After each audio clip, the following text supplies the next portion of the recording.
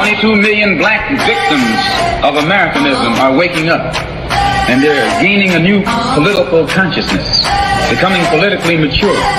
And as they develop this political maturity, they're able to see the recent trends in these political elections. Any minority that has a block of votes that stick together is in a strategic position. Either way you go, that's who gets it. You're in a position to determine who go to the White House and who stay in the doghouse. You're the one who has that power. You and I have never seen democracy. All we've seen is hypocrisy.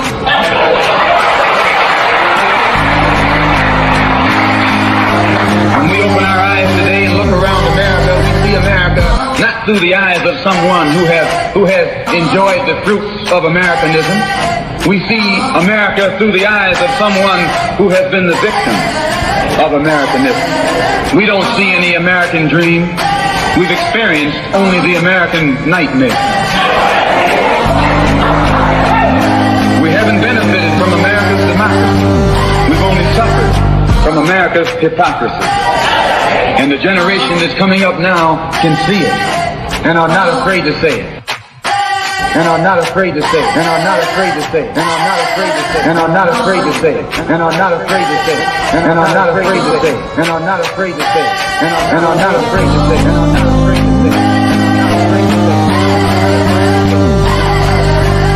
And are not afraid to say it. And are not afraid to say it. Welcome, welcome, welcome. You are tuned into Black Westchester Presents, the People Before Politics radio show. We stream every Sunday on Facebook, LinkedIn, and YouTube. I am your host, AJ Woodson. And continuing all this month, we are celebrating Women Her Story Month. And every week I will have a special guest host, and we will have nothing but women who we will be giving their flowers to this month. Coming back live and in living color is our co-host, the lovely Lorraine Lopez. Hey, how are you doing? Hey, AJ, good to be back. How you doing? She is back live and in living color. Next week we have Joanne Dunn is our special guest co-host next week from the Youth Shelters of Westchester. I believe I said that right. Nice. But today we have Lorraine. How have you been? What have you been up to? Where have you been? We haven't seen you in like a year. No, it hasn't been that long. Oh, stop. I just saw you the other day. Yeah. The people ain't see you though. Everyone's okay. Where's Lorraine? What happened to Lorraine? I don't know. I said she left us. I had to take care of some, personal stuff. And for the last 3 months, I've been laying up in bed with this broken leg. Right. But I got my get out of jail free card from the doctors, and now I can go out there and it's not healed, but I can get out of bed, which is really exciting for me. So I get to do this one more time. So we are giving all women their flowers, and we have to give Lorraine her flowers one more time. Lorraine made history in the city of Yonkers as the first Latina city councilwoman, and will always be known as the Honorable Lorraine Lopez. She is also,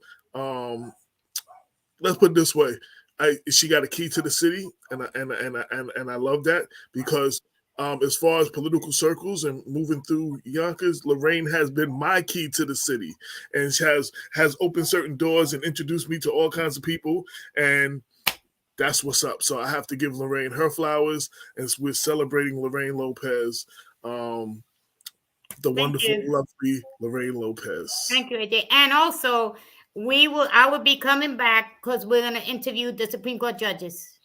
Yes, so you will see her. I'll take care of that. So we're gonna do again like we did last year. We're going to do elected officials. We're going to try to do as many of them on Tuesday, so we can still not have be People Before Politics on Sunday. So we're not from now to the primary full of nothing but candidates. Yeah. So we're going to do our Super Tuesdays. And Lorraine, she books a lot of the guests and schedules them, and she comes on and she interviews them. And we will be interviewing as many candidates, especially the judges, and like we have been doing. And also look for Lorraine's column in the paper next week, in her Latino empowerment column, where she will revive her 21 questions section. And her first 21 question subject is our guest today. And I will let you introduce our guests. Sure. Coming on, we have Judge Ada Medina.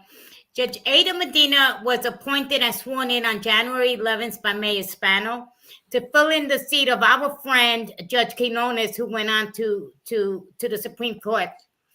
And, well, she's here with us today. Let's bring her on. Hello, Judge. Welcome to the show. Hi, Your Honor. Hello. Hi. Hello to both of you. Nice to meet you. One of the AJ, things I don't think we've met. No. One of the things I have been saying lately, and I told Lorraine this the other day, Yonkers, we complain about a lot of times when in criminal justice reform and criminal, all of that stuff. We say we want the courts, the judges, to look more like the city. And Yonkers may be one of the most, I don't want to say progressive, diverse.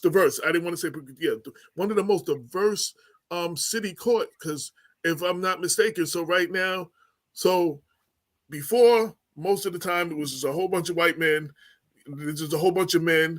Now, then we had our first Latina and what's Carmen's daughter? Judge Goldberg. Elena Goldberg. Elena, and then last year we had two African American women in Varys Shako and Karen Best, and now we have Ada Medina. So we actually have two Latinas and two African American women on the city court. How many judges are there total in Yonkers City Court? There are 7. 7. And 4 and we also have judge-in-law. Don't forget, Right. we have African-American judge-in-law. Right. Yes. So there are 5 persons of color out of 7 on the bench right now. Right. Which is an amazing and historic time. Right. And 4 of them are women of color. So Yonkers, for everything people have to say about Yonkers is a little more diverse than the rest of the whole county, because on the city council, you now have 4 women of color, and they're the majority on the city council. Yeah. We're not getting this like nowhere else in Westchester. Like in Mount Vernon, you would expect a lot of the judges to be black because it's mostly a black-run city. But you know what I'm saying? So other than that, this is probably one of the most diverse city courts right now, and diverse city councils right now. So I have to give props to the city of Yonkers. I just wanted to say that. Mm-hmm. And let me just add that the judge is multicultural, because her mom is Ecuadorian, her father's Puerto Rican, and her stepfather is of Arabic descent. So she's got. You checking all kinds of boxes, huh? You just checking all I got it all. Yeah, you checking all kinds of boxes. Yes. So I'm gonna let Lorraine kick it off. Oh, okay. I got like about 15 points. Some of these, Judge, are some of the questions from the 21 questions, so you'll be familiar with them. Okay. First, tell us a little bit about yourself. Okay. Where your family's from. Sure. Well, like you said, my mom is Ecuadorian. My biological father's Puerto Rican, and I grew up. I always say I'm Ecuadorian Puerto Rican with a side of Jordanian. My stepdad came into my life when I was a very, very young baby. My parents have been together more than 40 years. So, that's very much a part of my culture. I grew up here in Yonkers, was born here at St. John's Hospital, attended all Yonkers public schools throughout my K through 12 career, and then went to school in Boston.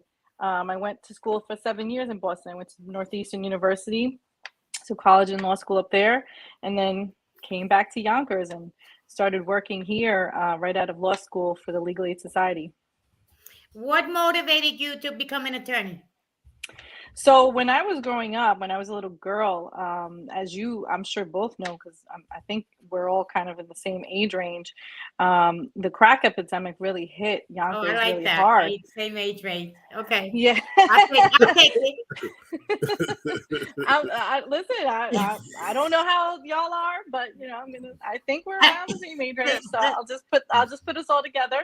And so the crack epidemic really hit Yonkers, like it did a lot of places very hard in the 80s. And I saw a lot of neighbors, including my family and friends, get hit, with drug addiction, get arrested. I wound up in court a lot with my mother. Even though my mother speaks English, she always took me along. I was a little translator for the family. And so I was always taken along to kind of explain what was happening.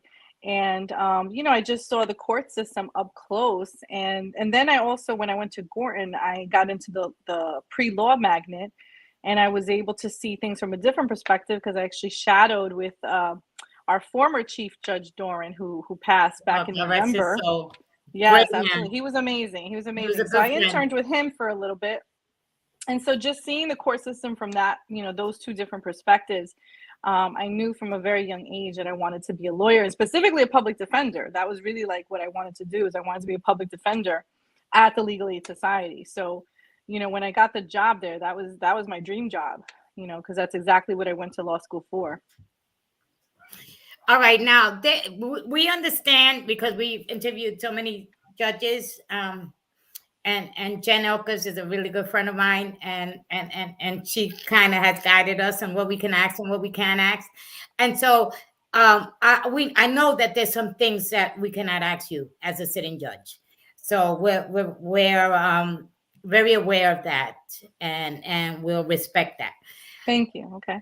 Okay, now let's talk about Yonkers. Let's specifically talk about Nodine Hill. Okay. Were you raised around Nodine Hill? Yeah, I was raised on Maple Street. I used to live on 93 Maple. 93? You lived on 93? When did you live on 93? That's where I lived.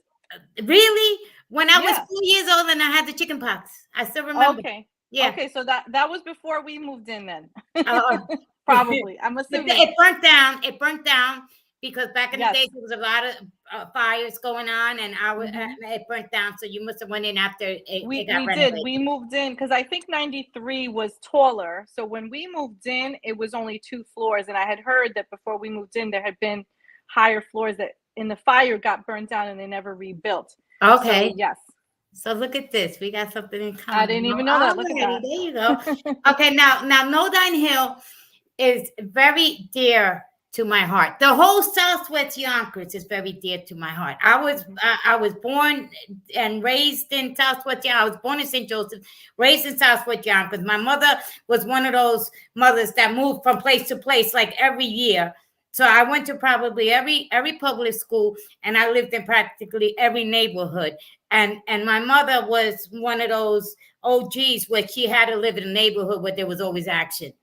Okay. So I kind of lived in a very dysfunctional time in my life growing up. Now, how was it growing up for you on Nodine Hill? You know what? It was great. I mean, growing up, it definitely changed. You definitely saw a lot of change.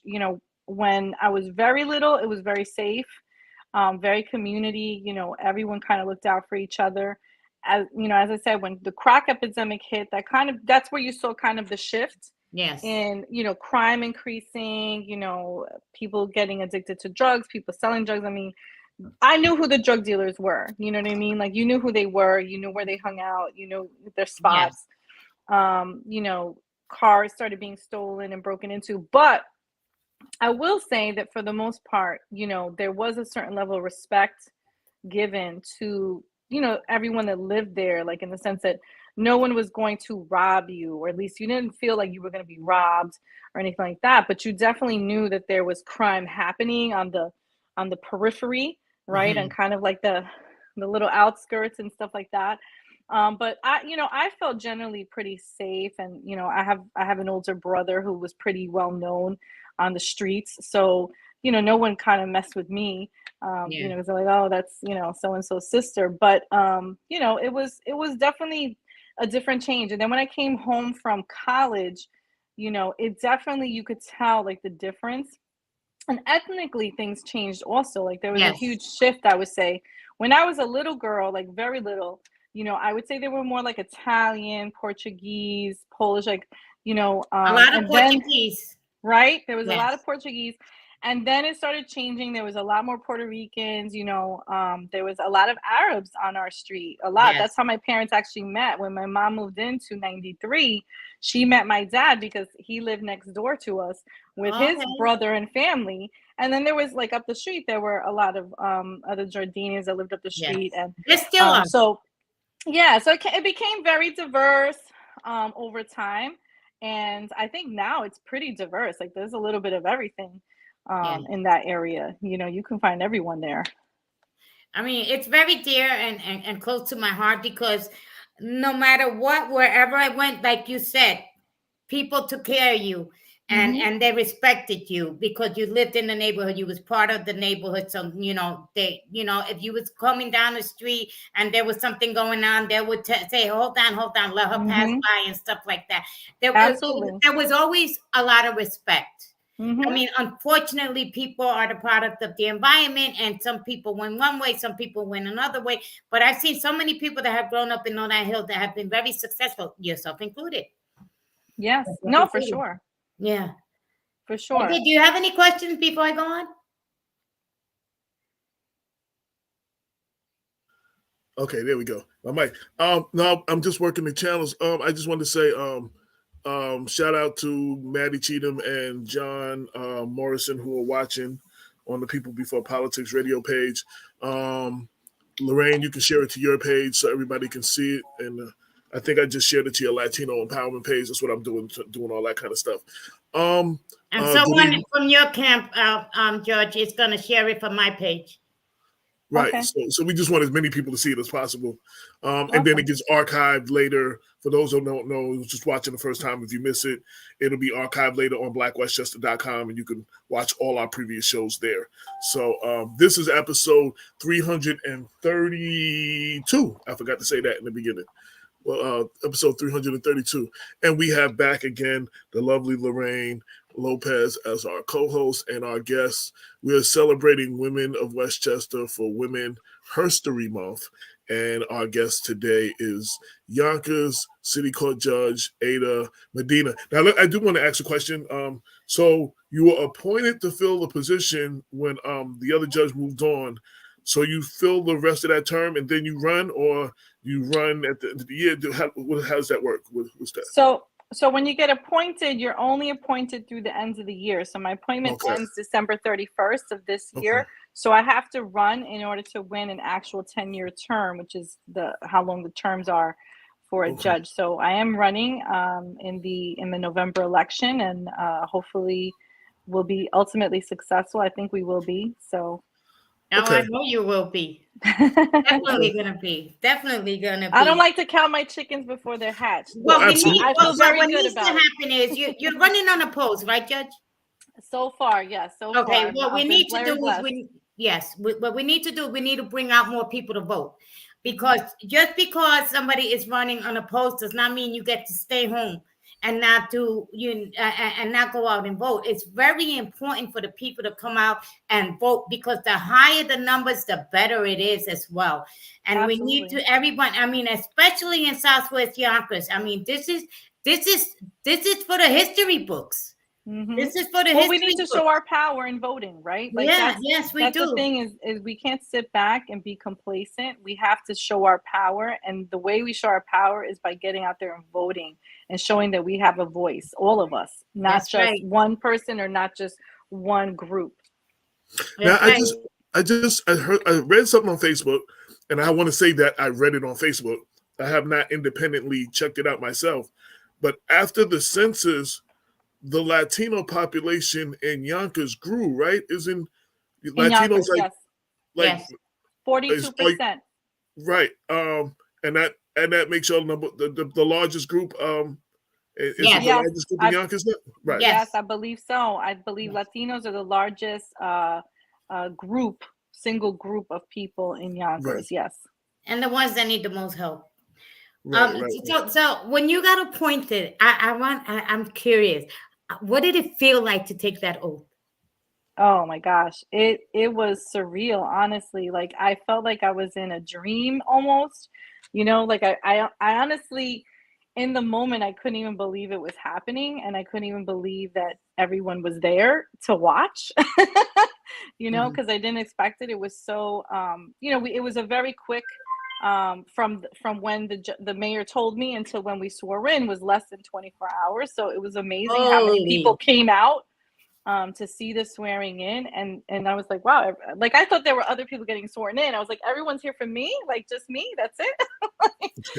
So it was a dream. It was really a dream. It was such a whirlwind, and honestly, I'm now like 2 months in, and now is when I'm starting to feel like very comfortable in what I'm doing, but initially it felt like a whirlwind.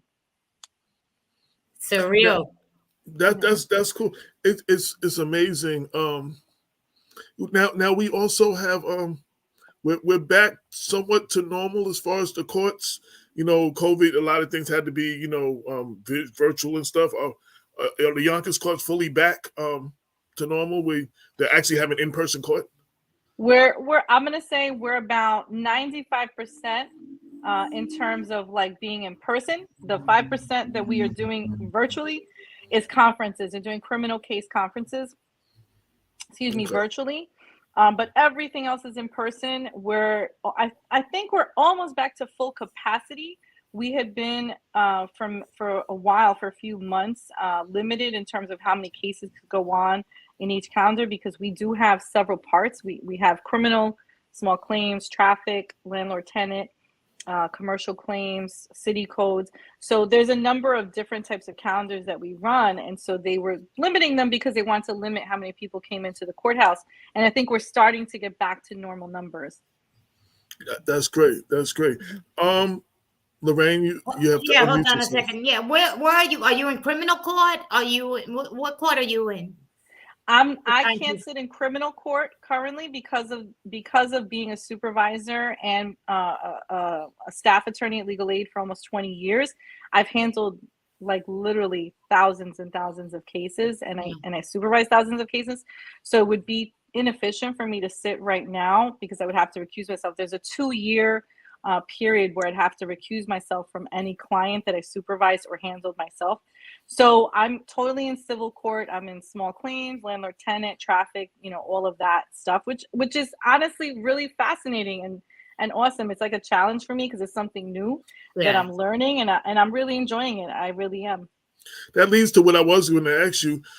We try to educate people as much as possible. Some people don't know what's the difference between the city court of like city courts and like the county court. There's a different y'all handle different things. So can you explain that? Yeah, for sure. So in the city court, we're handling more of like your day-to-day issues that occur. So in criminal court, it would be the misdemeanors and the violations. The felonies are arraigned in our city court, but they do not stay there. They have to be transferred to county court because the ultimate resolution or trial, anything that happens on a felony, has to happen in county court. When it comes to landlord tenant, it's purely city court that handles landlord tenant. That doesn't happen in county court. Same thing with traffic court. That's only a city court responsibility. City codes, same thing. Small claims are only handled by the city court, and that's all civil claims that are up to $5,000. So there's a cap. So if you wanted to sue someone for more than $5,000, you'd have to go to county court or the Supreme Court. So they handle like higher money civil judgments. They handle matrimonial, surrogates quarreling when someone dies and you have to like contest a will. They handle all of that type of stuff. And family court also is separate from us. We don't handle that either. All right. So anything over 5,000, small claims court goes to Westchester County. Yes, has to go to Westchester County if it's above 5,000. What are some of your goals as a newly appointed judge? What are some of my goals? That's a good question. Well, I would say, the obvious, which I think most judges would say is, I want to be fair. I want to be impartial. I want to be able to, make sure that all of the litigants that come before me feel like they've had their day in court, like they've been heard, they've been respected. I want them to walk out feeling like, even if they didn't agree, judge listened to me. She heard what I had to say, and I don't agree with her, but I respect her decision. That's ultimately my goal for every litigant. You never want a litigant to walk out and feel like, that judge made up her mind. She already, was going to do this, or I've heard that judge always rules that way. I wouldn't want someone to feel that way coming into my courtroom. I want them to feel like they were treated, their case was special, because every case is different. Every case is unique. As a judge, I can't go into a case thinking I know how I'm going to rule, because I don't, and I shouldn't, because every case is unique. I need to listen to the facts of each case and make my decision based on what's in front of me. So, those are my ultimate goals. Other kind of dreamlike goals is I would like to see at some point a mental health court come into our court, because we have a drug court currently, which handles anyone that's eligible. Drug treatment, essentially, when they have eligible crimes. I would like to see the same thing for mental health, because I think that mental health is a huge problem that's going on. I think COVID really brought it out to the forefront, but it was always there. It was always there. I just think that COVID really showed how important mental health is, and the connection between mental health and the criminal justice system is very, very close. So I would love to see us have that. We have a mental health court and county court, but that's only for felony cases. And I think really what's important is on misdemeanors to have that kind of supervision, to have that kind of opportunity where we're dealing with someone right when things start happening, not after they've committed a more serious crime. I think could really be impactful for our community. I think that's very important. And I know, in Mount Vernon, I know I haven't been paying attention to the Yonkers court.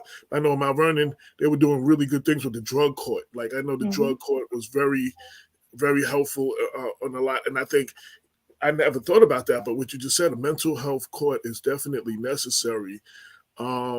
Because one, we're going to do more shows on mental health. We don't deal with mental health in our communities, in communities of color. We don't like to address it. It's like we don't want to talk about it, but it does exist, and and there's a lot of things come from that. You know what I'm saying? And yes. I would definitely love to see. I love that idea. So if you had to choose between incarceration or treatment, what would be? Well, I mean, that would always depend on the case. On the case. It would always depend on the situation, because it's hard to say that, because it depends on someone's level of situation in terms of their mental health or their drug addiction, as well as their record, because we, as judges, we have to balance community safety along with, addressing the issue, right? Like sometimes if it's someone's first offense and you can really link that back to either a drug issue or a mental health issue, that may be the way to go, right? But it also depends on, what is the crime about and what happened. You really have to balance. There's a big balancing that has to happen in order for it to be fair. Now, I don't know if you can speak to this, and it's currently in the news, and I'm talking about overall, maybe not, in your person. There's been a lot of talk about the bail reform. We needed bail reform. We needed some form of bail reform. And I always tell our people, be careful what you ask for, because we asked for it and we got it. Now we need to reform the reform. So I know one of the things was that the complaint from law enforcement is that they took it out of the judge's hands whether to have cash bail in the case or not, and that we should go back. The judge should make the decisions. I know you can't speak specifically to any particular case, but can you speak a little bit to that, if you can? Sure. Yeah. No. Sure. For sure. I mean, leading up to bail reform, there were a lot of studies conducted on how bail was set in New York before they even talked about, how to go about these reforms, right? And the whole purpose was they wanted to make sure that people who were indigent, poor people, were not simply locked up because they couldn't afford to pay cash bail, right?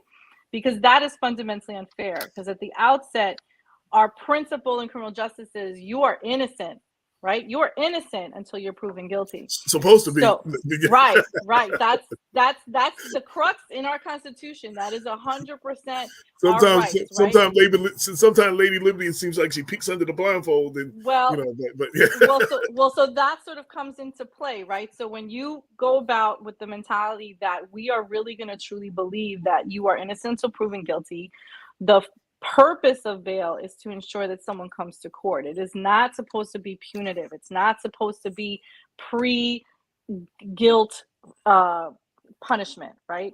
It's not supposed to be about that. So, when all those things were looked at and the legislator decided, okay, we're going to say for these category of crimes that judges don't have discretion. They have to release the person because, that's what this category of crime should be, that you should be presumptively released no matter what, unless, right, there are certain exceptions to those things, including if someone's on parole, if someone's on probation, if someone has, multiple felony convictions, if they're charged with a felony. Like, there's certain things that trigger that bail is eligible to be set.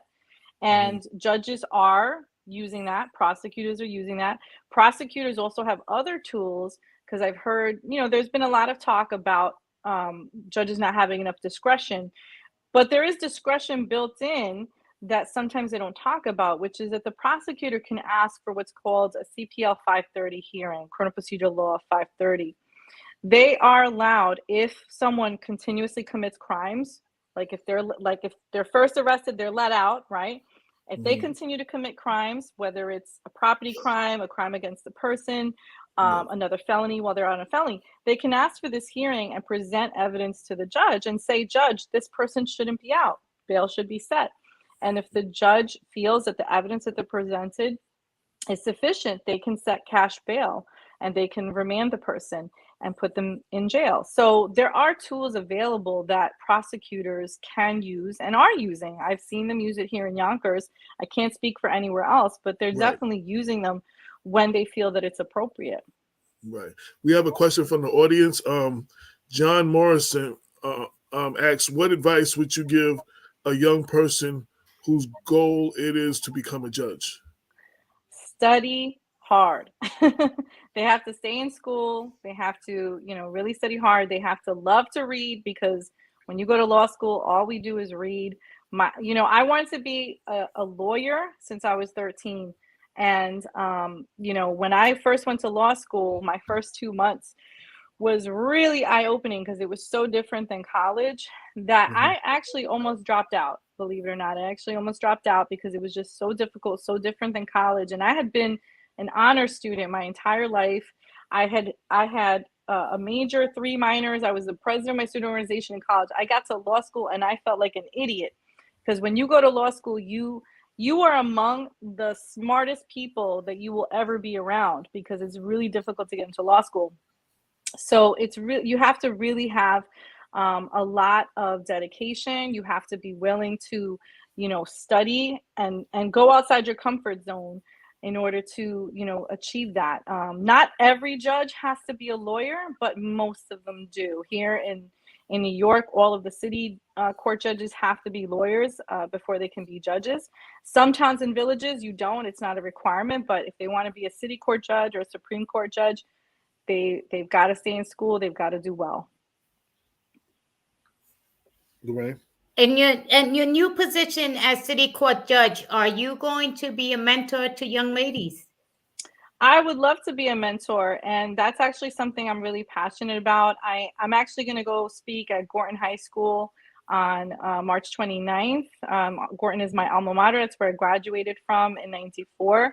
I'm going to go speak there. I'm totally willing to be a mentor. I have to figure out, which organizations might be the best ones to connect with to kind of bring me mentors, but I'm definitely willing to be a mentor. Speaking of organizations, what organizations have you been affiliated with or are currently affiliated with?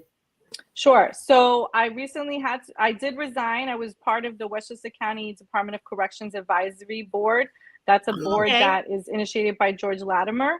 And so I was appointed to that board back in 2019. We work with the Department of Corrections to, help them with programming and, policies and things like that. My So I did have brother's to a sergeant resign. up there. I'm sorry. My Oh, brother's a yeah. sergeant. I got it. Hector, hi. I gotta And, say that. He's my, I'm proud of that. and Black No, Westchester you should be. co-owner Damon Jones is a 32-year veteran up there too. Okay, awesome. So I worked with them for a very long time, and but I did have to resign because that's a position that I'm not allowed to keep as a judge. And then currently, I'm also the board chair for the Yonkers YMCA. So I've been the board chair since last March, I want to say, and I had been a member since June. I got appointed during COVID, so June of 2020, I started as a board member there. So that's what I'm currently involved in. Okay. Okay, this got nothing to do with anything, but I'm just really curious. What do you wear under your robe? I mean, that's like because you hear all these stories about people not being, having shorts on and all kinds of Is other that things. right? And, No. yeah.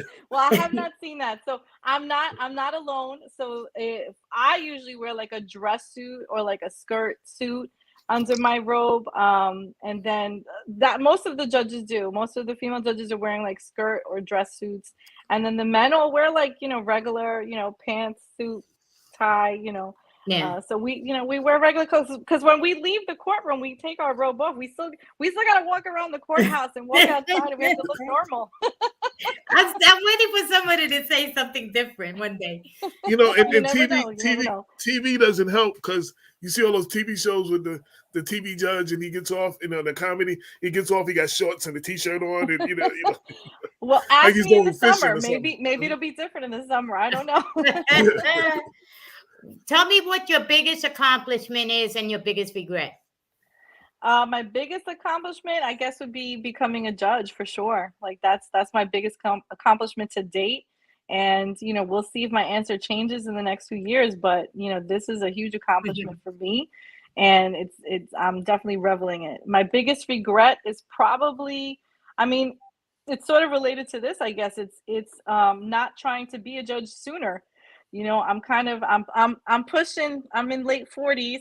So I kind of wish that I had kind of tried for this a little bit earlier in my career. I think, but I'm not, I'm not a politician, and I'm not really, I'm not going to say I'm antisocial, but I tend to be introverted socially. I'm a homebody, and I also get very focused on my work. And I was really, really, as a supervisor, I was just very dedicated to what I was doing, and I wanted to make sure that I did it well because, all of the clients that I represented deserve that. They deserve my full attention. And so I was really focused on that for a very long time. Not that I did it now, it's just that the way that this came about was honestly, I didn't expect to be appointed this year. I really thought I was just putting my foot out there and saying, hi, I want to be a judge someday. And then it just worked out that the mayor chose me. So, obviously I'm thrilled, but it didn't come about the way I thought it would. I thought I would have to be out there for a very long time and before someone took notice of me. So the moral of the story is you got to take that first step, even if it's a little step. Do. Nothing can happen without that first step. You got to take that first step. You do. Well, you know what? Go ahead. I know. I was going to say. I think that women of color, in particular, we suffer from. We tell ourselves no more than other people tell us no. We tend to think that we're not qualified, or we tend to think we need to reach a certain level of achievement before we put ourselves out there for a new job or some new position or an award or something, right? Don't we? We totally tend to tell ourselves like, oh, I'm not good enough, I'm not ready for that, or I'm not qualified enough. And we do that. And I think that that's one of the things, as a woman of color, what I've learned over the last year is don't tell myself no. Let someone else tell me no, right? I will never know if I can get what I want unless I go for it. And so that's the moral of the story for me for the last year is just go for it because you never know. If you wasn't an attorney or now a sitting judge, what would you be? What would your next career choice be? So I saw some comments about this on the article that was posted, but I really truly think that I probably would have been an accountant. I'm kind of a math nerd. I was a little bit of a math nerd, and my family started having me do their taxes when I was like 13 or something. I don't even remember. I was really young. Yeah, and this was when taxes were done on paper. Like you would hand write them and you would follow the little booklet that they would send you every year. Right. And so I started doing my mom's taxes and my grandparents' taxes, and I really loved it. And then I would do my friends. And then when I went to college, it was kind of like a second income. It was like my little side hustle. I would do everyone's taxes. And so I really, I thought maybe I'll be an accountant if I can't be a lawyer, because I kind of like all of that stuff, but it's kind of like nerdy. But it's a good career for anyone that wants to do it. I'm not trying to discourage you. It's a good career. It's a really good, solid career. Yeah. You do your own taxes now? I do. I still do my own taxes. Yes.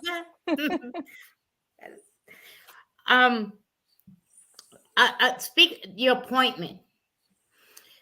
Your appointment when Judge Quinones went up to the 9th Judicial Court and became a Supreme Court judge. That position stayed empty for a minute. And there was some rumbling about who it's going to be. And then there was so sure it was going to be this guy. And then I was watching it. I was watching it very close. I even made a post. I even put up a post saying, mi gente, like, keep an eye. This is going on right here. And you need to know what's going on because there's an appointment that needs to be made. So when you got appointed, I mean, yo estaba en la gloria. That's all I can say. I was not only myself, but a lot of other Latina women, and not just Latinos, because you have support from a variety of different ethnicities. But I can't express how important it is that you are there. You see, because my granddaughter, I'm gonna introduce her. She's 5, but I'm gonna introduce her to you one day, and she's gonna look up to you, and she's gonna say, "Wow, I met her. She made history, and I met her." And all the little girls out there that go to school, that are that go to court to interpret, that like you did. Absolutely. You're gonna be you are a role model. And that resonates real strongly with me, so I personally just want to thank you for you being you, and for accepting the opportunity to sit on the bench. Yeah, for sure. No, I feel the same as you. I was watching it closely because I didn't know what was happening. I was wondering what was going to happen and who was going to be appointed. And and I agree with you. When I would go to court as a little girl, and it was all men. I mean, I never saw a woman on the bench. I know that there were women on the bench at certain times, but there was never consistently. It was all men, and it was all usually men, Caucasian men.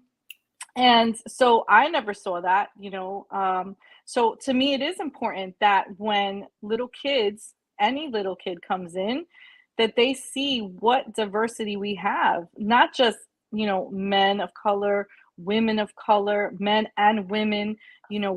I think that is such a beautiful thing, that we have such a diverse bench, and literally our bench reflects our population. It really, really, truly does. And I think that is super important. Yes, exactly. And kudos to Mayor Spano. Spano. Like a big applause to him, because he did this. Yes. He did this. He did. And what I've told him, because I didn't know Mayor Spano, I met him through this process. What I have told him consistently is, I've said, all I keep saying to him is, I want you to be proud of what you've done, and I want to make you proud that you appointed me, because I plan to serve, and I want to be here for a very, very long time. I want to serve our city, and I want him to be proud and say, I did that, and be proud of that. AJ? Okay, so speaking of the youth, if you had for example, you're going to Gordon and you're going to speak to them, what would you say to the youth that are listening now? What is your what I really want them, because it frustrates me, Lorraine. I see the youth today, and I recognize that it's a different time. It's a really different time. They're living in social media. They're living on YouTube. They're living with like all this technology, and they are really emphasizing and believe that they're going to be influencers. They're going to be YouTube stars. Kind of like when I was a kid, everyone wanted to be an actor or a singer or an NBA star. That was what everyone aspired to be because they thought like, oh, that's going to give me fame and richness. So now the youth, I feel like all they're focusing on is they want to be social media stars. That's, what, it's great if it happens, but it's like the NBA. It's not going to happen for everyone. And what I really want them to understand is that they still need their education. They still need to get those skills. They need to get life skills and they need to get education skills so that they can position themselves to actually be able to choose whatever they want to do. If plan A fails, I want them to have plan B, plan C, plan D, plan E, right? Because I want them to be able to live on their own, maintain themselves, have a good life, because I always wanted a better life for myself. I grew up on welfare. We were poor. We didn't have like all of the, nice things that people wanted, the nice sneakers, the nice clothes. Like I couldn't have any of that. I started working when I was 15 because I wanted to be able to shop at the Gap because my parents couldn't take me to the Gap. That was the Gap. Or go to Cross County. Like we didn't shop at Cross County. We went down to 34th Street in Conway, and that's where we would get our clothes. Yeah. You know what I mean? So I relate to everything you just said.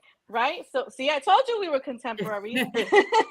So, it's like I want them to understand that their education is so important. And it doesn't necessarily mean they have to go to college because college is not for everyone.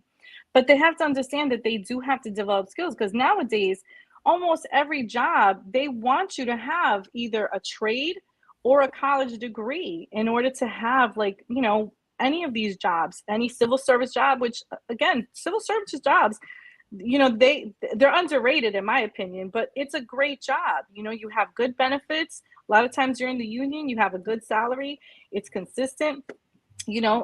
People have to understand that being a social influencer, a social media star is not for everyone. You've got to be very lucky to wind up a star and to make lots of money being on YouTube, right? So they've got to think practically and think about how am I going to be able to live my life, be able to support myself, be able to take vacations, be able to buy nice things when I want to, not struggle. And, and not that there's any wrong with living paycheck to paycheck, but I bet you if you ask anyone who's been paycheck to paycheck, they would love to be able to have more open doors and be able to make more money. And I know that parents who have children always want them to have those opportunities available to them. So education to me is the key. Absolutely. And I just wanted to say, it's amazing that it's called social media because it's making our kids anything but social. They're losing the social skills. We used to go outside and play. We used to do a lot of things. Social media, everybody's home on a computer and they don't have the interactions. And I think they suffer a little bit from the lack of the social. So Absolutely. It's funny that it's called social media. So, yeah. Well, and the thing is that a lot of times now they're developing social anxiety. They don't even want to be around people because they're so used to being behind their phones and their computers that actually being in social settings gives them anxiety. That's what I'm hearing from a lot of people, including some of my family members, some of the kids in my family. It's like, they just seem like they're so, they cannot be without their phones. I was having a conversation with my nieces and nephews the other day. I love cruising and I want to take the whole family on a cruise next year. And the kids are all freaking out because I told them they wouldn't be able to have Wi-Fi and they wouldn't be able to be on their tablets and phones. And they're literally telling me, I don't know if I want to go, Titi, because I have to have my phone. I'm like, are you kidding me? Like you would give up a vacation for your phone? Like that's insane to me. It's dangerous in a lot of ways because if you look at TikTok, they have those booty dances, and it gets young girls in trouble. It puts some people can be put in danger regardless of whether they want to or not. If anybody seeing you for the first time, wanting to know more about you and your candidacy, Is there a website or social media they can read up on more? Because you never can get everything you want to know about a person in the hour. So, like, where they can read more about you, or volunteer for your campaign, even volunteer for your campaign. Yeah, for sure. So our website is judgemedina.com. So they could find out more about me. They can volunteer for the campaign. They can know about any events. I also have Facebook, which is Elect Judge Ada Medina. And then my Instagram is Judge Medina. I have to remember all these things. But yes, definitely. I have, my campaign has set up the social media and the website. So it's there if anyone wants to know more, and always, comments, questions. I think that if they send a message through the Facebook or the website, we'll get back to them. Sometimes it'll come directly to me, and I'll get back to them for sure. Since judges and judicial candidates can't answer a lot of questions on a lot of different topics, I had 2 questions that I asked every one of them that have nothing to do with the campaign or anything, that just to have some fun. So if you were a superhero, who would you be and why? Wow. Oh, wow. I don't think I've ever thought of that. Superhero.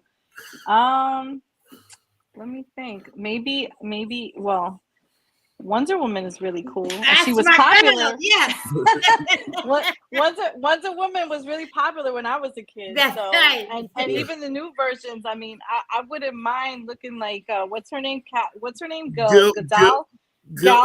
Yes. Right. I wouldn't mind looking like her because man, I could use some personal training. And if your house was on fire and you could only grab 3 things, what would they be? Oh, wow. See, now you're going to make me rethink how I put everything together. Because I have like a little portfolio where I have like the important documents, right? So I'd have to grab that. 2 more things. I have to grab my brother and my niece. Your family. My family, because they live with me. And then I have a box where I have all my old photo albums from when I was a kid. Right? Isn't that usually what burns? That's usually what you lose, right? All your pictures when you're kids. Because when we were kids, we didn't have them on our phones, right? We had them in real albums. So I would probably grab the bin that has that stuff in it, because I want to keep those memories. I love seeing the pictures of when we were younger as kids. Absolutely. Last question, Lorraine. Yes. You're running for election come November, right? Yes. Come November. Now you're a Democrat, but in November it can be a Democrat, independent, working families, Republican. Anybody can vote for you. So you have all the lines, or you just no. When you vote in a general election, anybody can vote. Oh, everybody can vote in a general election. Yeah. Right. Yeah. Everyone can vote, and anyone from any party can vote for me. Exactly. I welcome all votes. When is the general election? The general election is November 8th this year. Okay. Tuesday, November 8th. Yes. Okay. Is there anything you would like to say that we haven't asked you? Is there any message you want to put out there? No, just I'm so thankful to be here, and thank you both for interviewing me. I really appreciate it. Thank you for the time, and I look forward to meeting more people out there during the campaign trail, and I think that some people think it's intimidating, to see a judge and I feel like I'm really easygoing. You can walk up to me, have a conversation. I'm out and about. I really actually live here. I actually shop here. I have my favorite spots that I go to. So if you see me, say hello. Don't be shy. Say hello. You knocking on doors? I have been knocking on doors. I've been going around with the people collecting the signatures for my petitions and introducing myself. Yes. Oh, very nice. Mm-hmm. I want to say, I get to know people by doing this. This is how I get to know people, and I'm very pleased. These are the things we always talk about, and a lot of things that we fight for, a lot of us activists and advocates, we fight for people who look like us from our community to represent us. And we're not always represented, especially in law enforcement and what we don't understand in the court system. And like I said, I'm proud to see what I'm seeing in Yonkers with the diversity, and that you are the latest addition to that diversity. And hearing you, you from around the way, you know the community, you know what I'm saying? Like that's I can't express how important that is, because for far too long, people that were in charge of making decisions in our life did not understand our neighborhoods, were not from our neighborhoods, did not, what I'm saying, didn't even understand our culture and everything. And, sometimes people, got sentences they shouldn't have got because, they didn't understand us. And I believe that that's what we're all fighting for more. And so I'm happy that I had a chance to meet you and represent you. I wish you luck. Thank you. I invite you back anytime, but I know judges can't come on to talk about certain things. So we can talk about anything else. We can talk about anything else. If you ever feel like you want to come on, and you can always come on. And it's important, AJ, what you just said. There was a call for that. And once again, I just want to say Mayor Spano listened. He heard the people. Finally, somebody listened and paid attention. And I want to give him his kudos. Yes. Well, thank you so much. And I agree with you, AJ. And listen, I look forward to meeting. I've seen the rain. I've met the rain a few times, but I don't think you and I have met in person. So hopefully at some point we'll get to meet in person. And, I would love that. And if you guys want me back on, I will be happy to come on. And we can talk, we can talk about certain things and certain things we can't. But, if there's a way to talk, I can talk about anything in terms of explaining the justice system and, those kinds of things. I just can't give my opinion about, politics and that kind of stuff. Yeah, we could talk about leadership and stuff like that. Yeah. Absolutely. Absolutely. So I would be happy to come back anytime. So thank you so much. Thank you. Thank you for appearing. It was such a pleasure. And good luck. And I look forward to watching, what you being on the, you being on the court and how that affects, Yeah, thank you. Yes. That is our first half of the show, ladies and gentlemen. We on our second half of the show, we got we have new Board of Election Commissioner Taejon Nelson should be coming on in a few. She is the first. She is. I just want to make sure I say it right. She is the first Black female Westchester County Board of Election Commissioner. And we're going to have her on next and celebrate and give her flowers. This month, like you said, have you noticed, my goal was to have as many women of Westchester on the screen as possible. Every week there's a different co-host. We have various guests come on. And we're celebrating Women's History Month, which I call Women's Her Story Month. I was having a conversation recently. We was having a conversation when I was asking last week. Oh, thank you, everybody for last week. My guests and the co-host both had backed out on Saturday, the day before the show. I went to Facebook, and a lot of y'all responded on who they thought I should have, and we actually put together the show in hours before the show, and a lot of y'all thought it was a really great show. So thank y'all for riding with us and tuning in. But one of the topics when I was asking on things we should speak about, it was talking about women that are incarcerated, and the system and the rules are made up by men, and they don't understand some of the needs that women have. And there was one woman that I had the pleasure of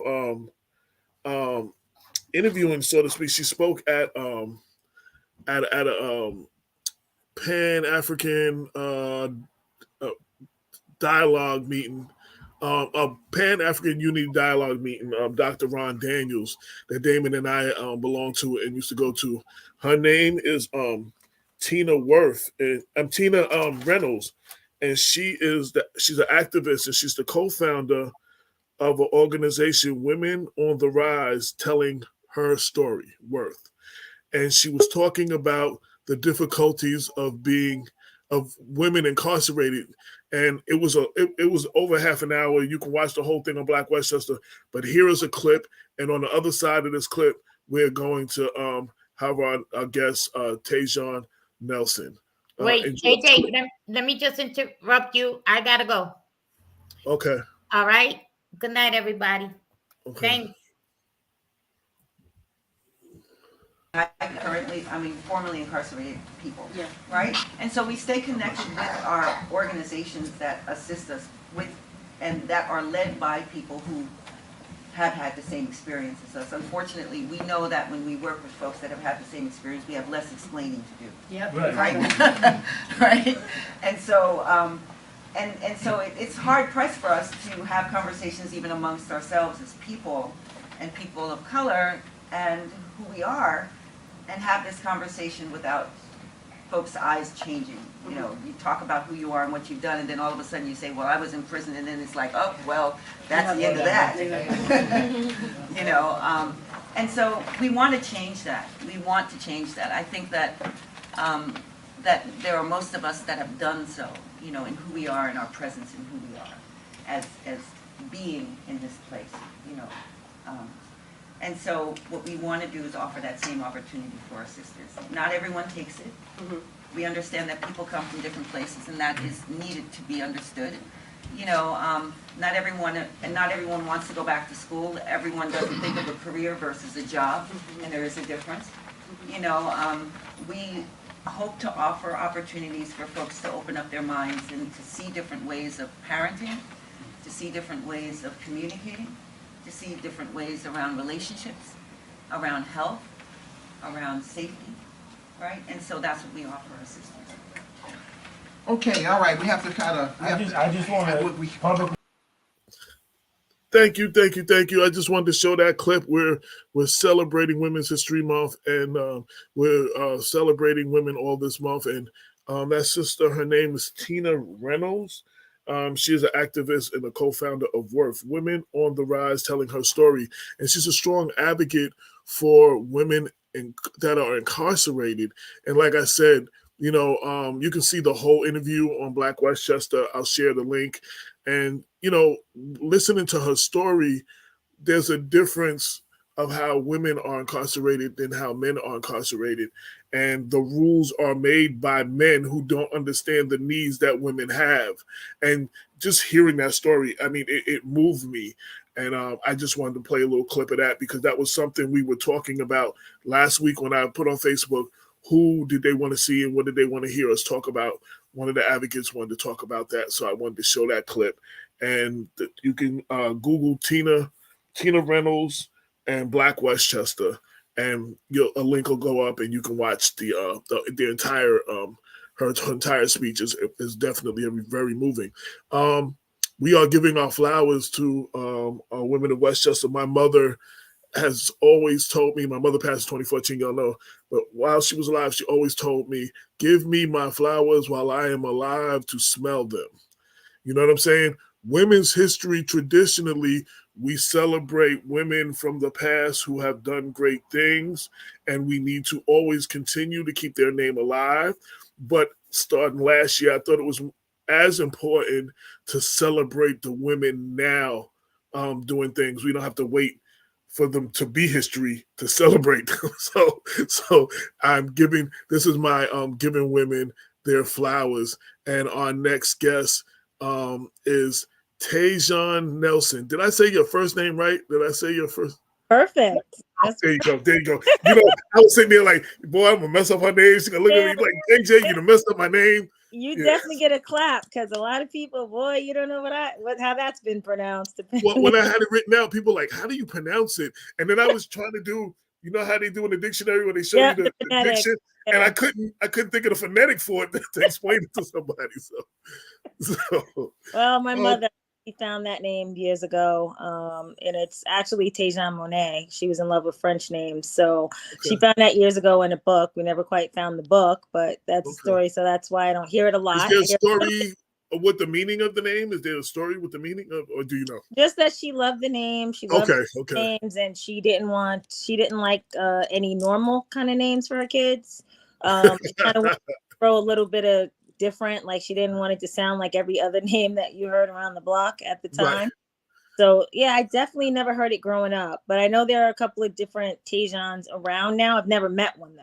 But in the voter rolls and around Mount Vernon, I've heard there are some others, girls and guys between Mount Vernon and Rochelle. So maybe one day I'll meet them. Well, let me just say this. So, we started Black Westchester in 2014. Most people know this story. Actually, I have a book in June coming out talking about the whole story. So that people always ask me the story. Is Black Westchester, the origin story. So it's coming out in June. But I was in Atlanta for 10 to 12 years before I came back home, take care of my mom. She had stage 4 cancer, and then Damon brought the idea to me. So as needless to say, before that I was in the music business. So I wasn't really big in politics. I wasn't really involved in politics. I tell people and they laugh because they don't believe me. My only involvement in politics, I voted for Bill Clinton twice. And I voted for Obama twice. Like that was my entire as far as politics. I can't even tell you I voted in every presidential election. Those 4 times is the only time I ever voted. I didn't know what a councilman was, an assembly. I didn't even care. I was just about trying to get my paper like a lot of people. So I understand that mentality and I try to educate them now. But as I was going through, you start meeting certain people and you start hearing of certain people and your name, even though I hadn't met you for years, the first time I heard your name, it stuck out. Like I always remembered your name. I didn't know you. I felt like I know you because, you've been putting in work for so long that a lot of people big you up. So I've always heard your name. But it was just like, once I heard it, I knew it. I hadn't seen you. I didn't know what you looked like, but I knew your name, though. Your name, it stayed with me from day one. Got it. Thank you. Well, just similar to you, before I started, I wasn't really involved in politics. I mean, my family voted, but they weren't, they weren't activists. They weren't like overly involved, stuff like that. So coming into it, it's been 18 years now. I started in 2004. With Commissioner Lafayette, as you know, Reggie, and at the Board of Elections. And I came actually from being a management assistant at the Galleria Mall. Wow. Time. And then I came to the Board of Elections and his assistant was retiring. And he decided he would give me kind of like a chance, like a test. Right. And I started in March 15th. So actually the other day I made 18 years there at the Board of Elections. Wow. And at the time he was commissioner and he was still chairman of the Mount Vernon Democratic City Committee at the time. Because some of you may not know, he was, then he wasn't, then he was again. So it was kind of like he got drafted back into it. And then slowly but surely he drafted me into every other part of his life. And that's how I became the county Democratic secretary and just becoming involved in the Westchester Young Democrats. I was a former president of that too. Like you said, you heard my name a lot around the place. And then I became the corresponding secretary to Mount Vernon Dems. And then now I am the executive board as financial secretary of the Westchester Black Women's Political Caucus. So I get to have a lot of fun. And I'm co-vice president of my parent-teacher committee, my son's school. So I wear a lot of hats. And then I was his executive assistant for, like I said, pretty much this would have been 18 years. And I served in different roles at the Board of Elections, starting, like I said, from like a clerk to then becoming his executive assistant. And then I gained various promotions and upgrades throughout the years, eventually becoming the acting deputy and then the deputy commissioner. And then now I'm commissioner. I'm the first Black female election commissioner of the Westchester County Board of Elections. So it's been quite a journey. And literally that's been now 12 days and counting. So, and I don't know if you saw last week's show. I did watch it. So Bombi had several members of the Westchester Black women's political caucus on, and we were highlighting some of them. And then, we had everybody basically, saying who we wanted to give flowers to. And I was highlighting you, and I don't know what I said last week was, I'm very big on not voting for, and I think our people have to be, their due diligence. We shouldn't vote for somebody just because they're Black. We shouldn't vote for somebody just because they're a woman or whatever, And with that saying, you becoming the next commissioner, you are more than qualified. And I wanted that to be, you know what I'm saying? Like, I wanted to make that distinction. Some people just, they get it because they know somebody. Like, you just, and it's funny because while I planned on saying this, in your last, you just spelled out why you're qualified. Like, you just, before I can even bring it up, you didn't just spelled it all out. You did the work. Like, I mean, and that's very important. I mean, for people to know that, because we don't have, sometimes in our voting and our selecting of people, we think with our heart and with emotions, but we don't always think of the best qualified person. And I'm really proud to see you in that position. From the things that I know about you. Again, I don't know you personally. We've only met once or twice, maybe, but I've always known your name, and you've come up the rank, and I think that's very important. And I hope you go on, to have that position for a while. And I look forward to see, how things change in the work that you do under your leadership. Thank you so much. Honestly, I appreciate that. And like I've said, like I told people, I didn't start, a lot of people, because the Board of Elections is a partisan position, and one half is Democrat and one half is Republican. They just see a lot of us just as like politicians and where you come from and who you know, and people don't really get that a lot of us work really hard. As they say, started from the bottom and now I'm here. Right. So I've worked really hard, whether it's at the Board of Elections and whether I've been at 25 Grover Street in White Plains or at the Ardsley Warehouse packing the bags or helping to put the books together that go in the voting bags on election day, and just assisting and being like just a liaison and, just kind of like that kind of link to the Board of Elections through Reggie, and just voting and now politics and things like that. So it truly is a blessing. And I thank God every day, as well as I appreciate the fact that, a man who didn't have to take a chance on me 18 years ago, he did. And I more than worked hard and proved that I was deserving of that faith that he put in me. And he made sure to teach me all about, politics and ethics and conviction and staying true to yourself and just remembering who you are, and my family also instilled that strong strength in me just to always, like I said, hold true to your values. And if you work hard, that work hard should be rewarded. And I feel like I'm a really true example that working hard, eventually you'll get your due. And I've honestly just been beyond humbled and honored these last few weeks and just throughout the years for the love and support that I've received throughout the county, the state, the city of Mount Vernon, before now, and particularly in the sudden untimely passing of Reggie. Obviously, many may not know he was going to retire at the end of this year finally, which didn't even seem possible. And I was planning to go for the position at that time. And you know what they say, right? We make plans and God laughs, and some things happen. And sometimes you just things happen and you just step right in and you do what you have to do. And that's what I'm continue to do. And I hope that people will continue to support me and continue to see who Taejon Nelson is, not just Reggie Lafayette's executive assistant or the acting deputy, but just who I'm going to be as a leader and a strong force going forward in the Board of Elections and in politics. So I look forward to showing everyone that. A couple of things real quick. So I saw Reggie at the Maggie's. I think it was the Democratic. It was the launch for the Democratic ticket going into the general election. Right. And as I'm going to get me some salad or whatever, Reggie walks up to me and say, "You're going to get your wish." And I'm like, "What's my wish?" "You're going to get your wish. I'm retiring." I said, "Reggie, you've been retiring for the 8 years we've been doing Black Westchester."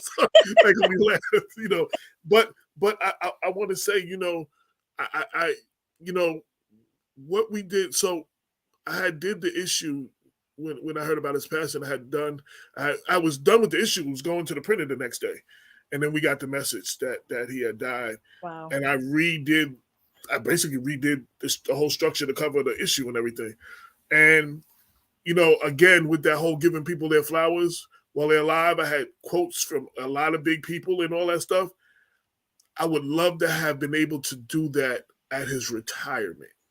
Absolutely. So that he could hear all these things and see it, what we, you know what I'm saying? That like that would have been, because, you know, a lot of people thought we were enemies and we hated each other. I want to say, even when I was adversarial, and I say I was adversarial, you know, in court cases, he'd be like, "This is your first time covering a court case like this year." He said, "Listen for this. You're going to hear this, this, and this." And he would break it down. And he was like, you know, and he was a wealth of knowledge. Absolutely. You know what I'm saying? So I would always pick his brain. Right. And he would always talk to me. Now, he didn't come on the show a lot. He didn't talk to me on the record a lot, but we talked a lot, like when we saw each other. And I always said, you know, he verbally sparred with the best of them. Like, Yeah. he verbally sparred with the best of them. But what I wanted to say, as far as where you're concerned, one of my biggest complaints, again, and I'm using an example, not calling the individual out. So in 2015, I had a problem when Ernie Davis said the reason he was running is because there was no one qualified to take his place. And I felt immediately, if you've been the mayor for 16, now me and Ernie are cool. I'm not picking on Ernie. I'm just using him as an example. I've had this conversation with Ernie, so he knows. So I'm not talking about him behind his back. So, don't worry, I'm run tell that, but this is live. No, everyone's going. Every time I mention, he'll hear about it, and then when I see him at WVOX, our show is after him. He'll talk. But what I felt at that time was, if you had been a mayor over 16 years, over a 20-year period, and you felt nobody was qualified to take your place, that it might be, when I challenged him, it might be an indictment on your leadership and not the people. Right. And what I say, I use that as an example to say, one of my biggest gripes, I felt Maureen ran one time too many instead of putting her support behind her deputy. And that might have saved us some of the problems with the whole Deborah Reynolds thing. But anyway, that's but you know, she ran one time. That's a whole nother radio show. Right. But a lot of times our leaders, when they have been there so long, they don't always, like, leaders create other leaders. Right. And that's the difference between a leader and a boss. You know what I'm saying? But you know, leaders create leaders for the next generation. Right. And I've been critical of some of our elders who did not groom and who did not mentor other people. And I say that to say, like Denzel said in the interview, to make a long story longer,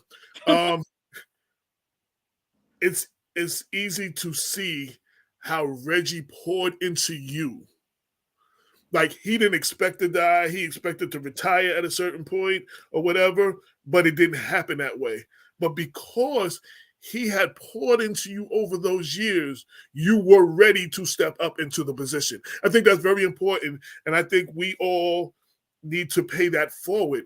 Like, I try to, anybody who wants to get into writing or I try to bring them in, because they're going to be the future of whatever this is. Understood. You know what I'm saying? Like, I'm 56. I'm not going to be doing this for, the rest of my, right. He absolutely did that. So despite what a lot of people believe, that he wasn't, grooming or trying to get people, to take over, he definitely did that with me. And he definitely shared his knowledge and tried to groom and basically challenge us to step up, whether it be for me at the Board of Elections or chairwoman, the current chairwoman of the Mount Vernon City Democratic Committee, Mary Graves, who I know you may know as well, who was the first vice chair. And they'd worked together for years too. So he was definitely, like I said, getting ready, and he wanted us to step up and, just show everything that we learned from him, but also just to lead in our own right, as we, definitely didn't always see the vision the same,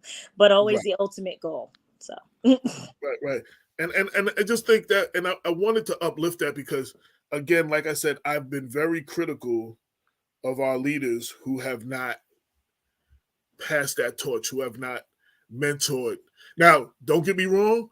Sometimes we reach out to the youth, because it happens with me, and they just don't want to be mentored. Like, they just don't want to listen. And they, I had a few people that came up, they wanted to do what we do. I poured a lot into them. They wanted to go do something else, like, their way, not the, so. Well, they want I say it now, I often say sometimes some of the youth, not all, because I'm not going to put them all in the same category. They want gratification, and they don't think that they don't want to build. They just want to be at the top, and they don't want to learn anything. And sometimes they don't give credit where credit is due to our elders, because I always was raised to respect and just basically appreciate the knowledge of your elders. Not always that you would agree or see it that way. You definitely want to change, but there's a lot to be learned and a lot to teach and just a lot to go on and just share and expand on what they started and where we're eventually going. And there's always expansion to be done, and we all need to learn every day.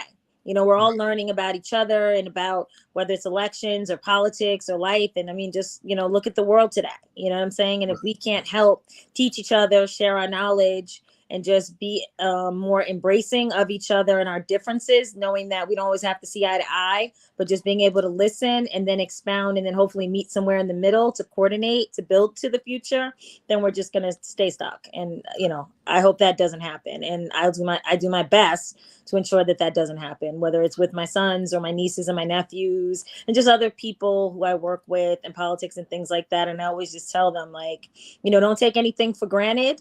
And definitely remember, you know, you got to start somewhere. So, you know, you're saying, remind me, the first thing Reggie ever taught me, and he told me to remember this. I don't remember anything else.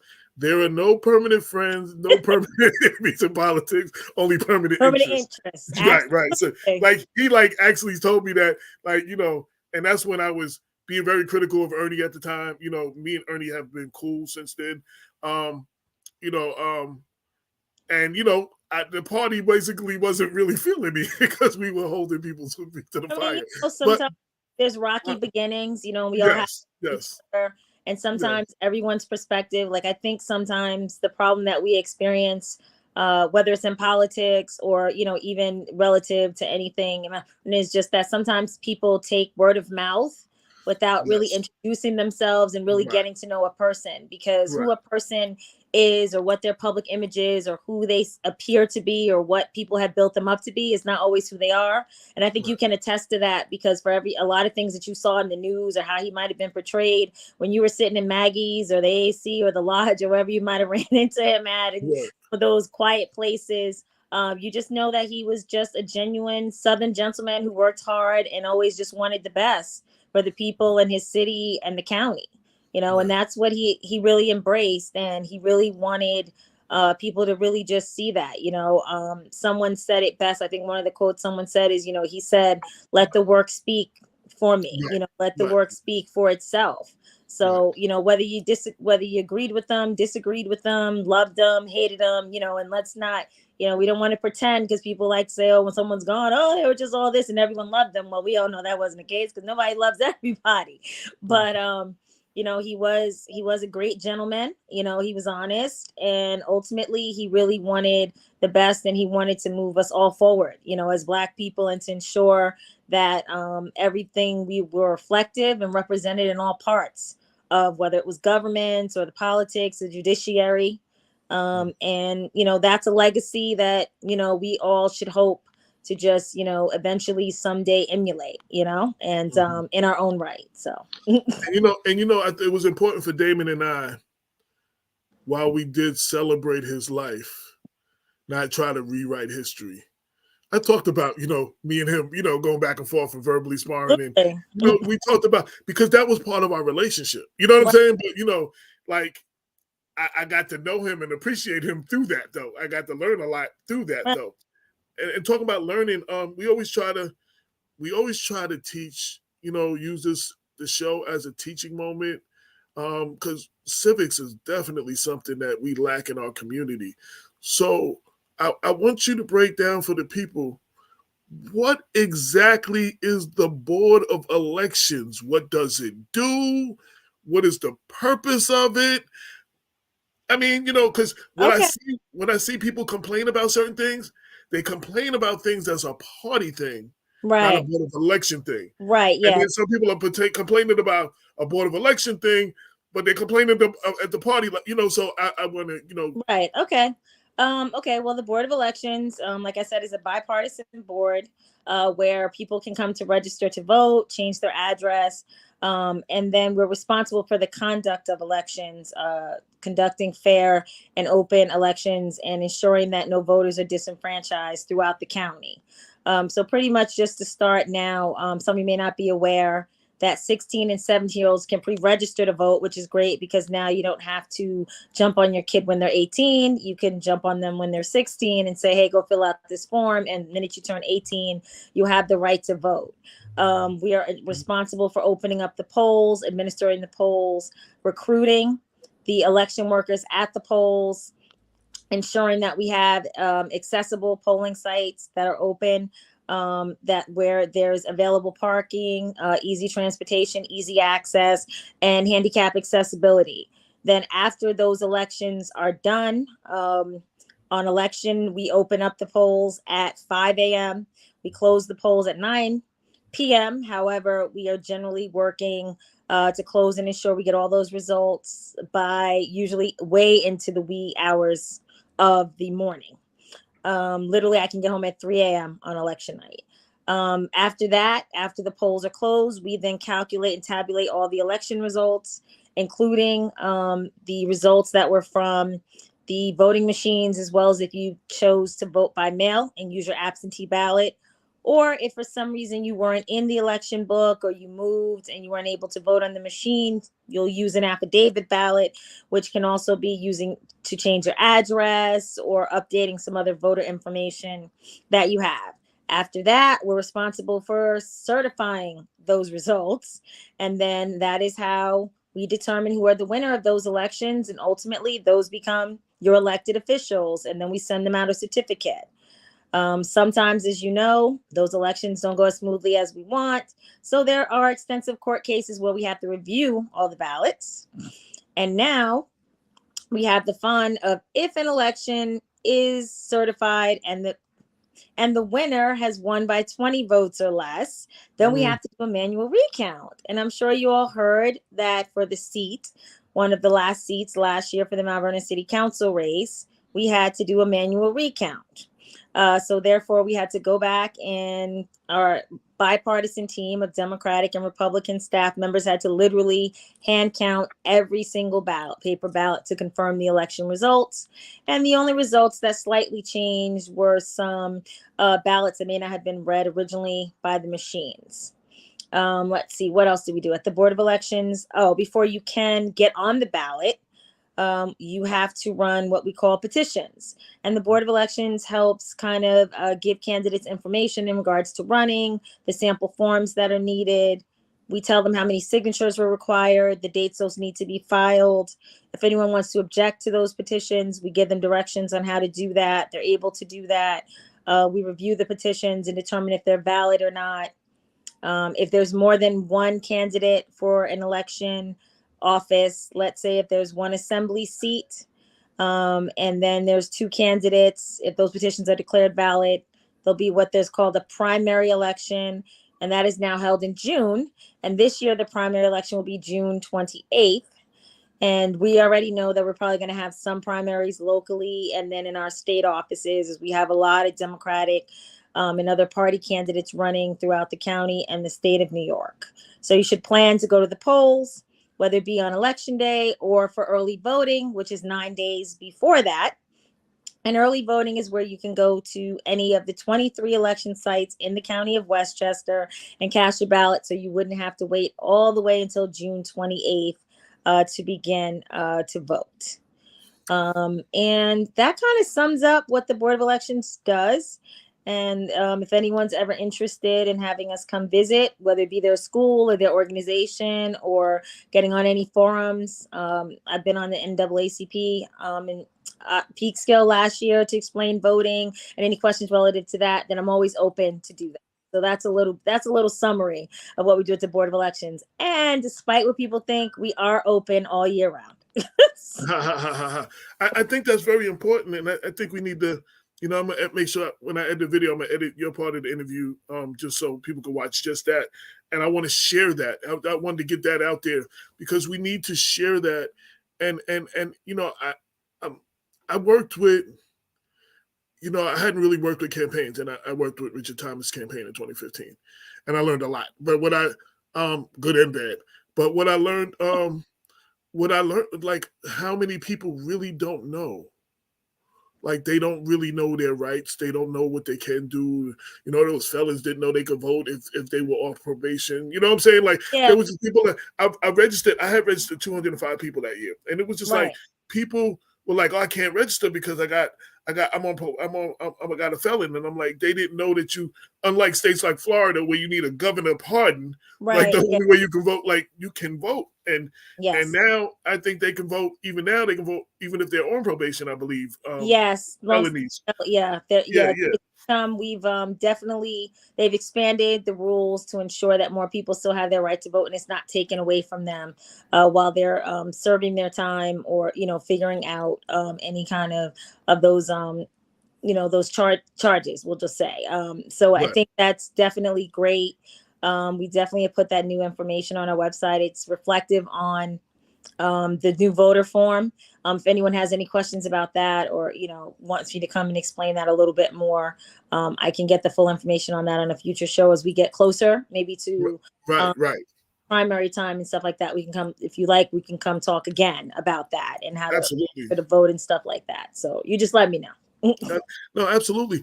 And the danger of not teaching civics. So we're not teaching our youth civics, and our youth become adults and they don't know, so they can't teach their kids. And we have generations of people that really, it's not just the youth that don't understand. There's a lot of adults that don't know because no one taught them. You know what I'm saying? And we have to do a better job in our community with teaching our people civics. Whether it should be taught in school, whether it should, I don't know how we work it out. I'm definitely down to be part of whatever process that is to help putting it together. Right.